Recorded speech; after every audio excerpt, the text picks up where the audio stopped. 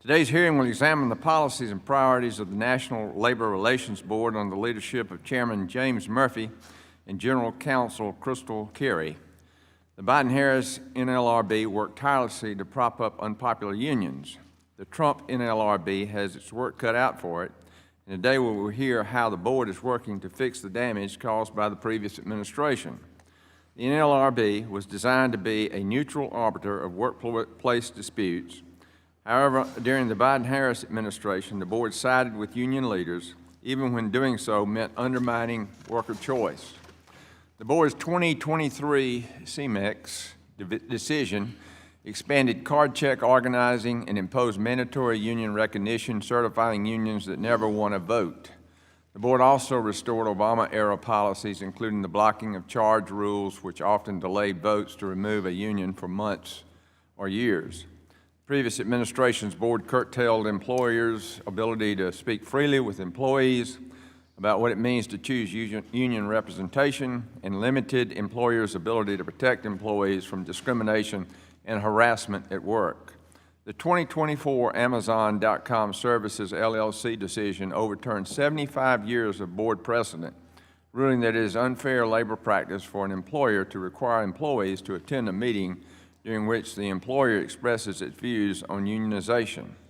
The stereocycle of Leon Elastomer's decision made it harder for employers to discipline employees who use racist, sexist, or sexually explicit language at work.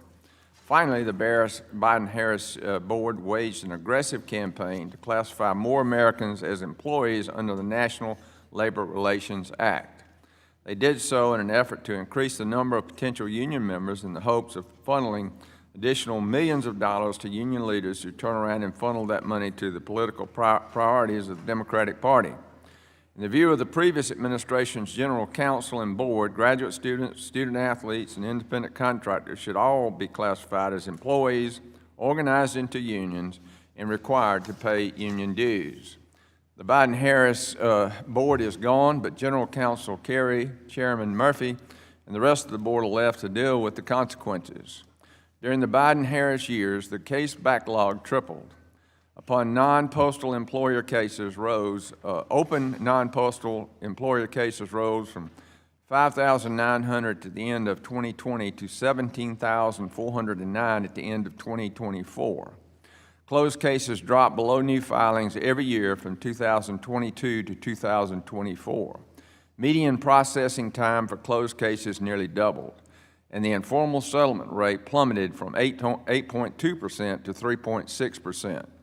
No matter how hard the board works to reduce its case backlog, it can only decide so many cases while operating with 3 members instead of 5 and adhering to its tradition of overruling precedent only with 3 votes. I encourage the Senate to confirm President Trump's additional nominees to fill the remaining vacancies so the board can quickly reduce the backlog. Chairman Murphy and General Counsel Carey, you are the first sitting General Counsel and member of the NLRB to appear before the committee in nearly 20 years. I look forward to hearing your plans to address NLRB's challenges and continue protecting the rights of workers. With that, I yield to the ranking member for your opening statement, sir.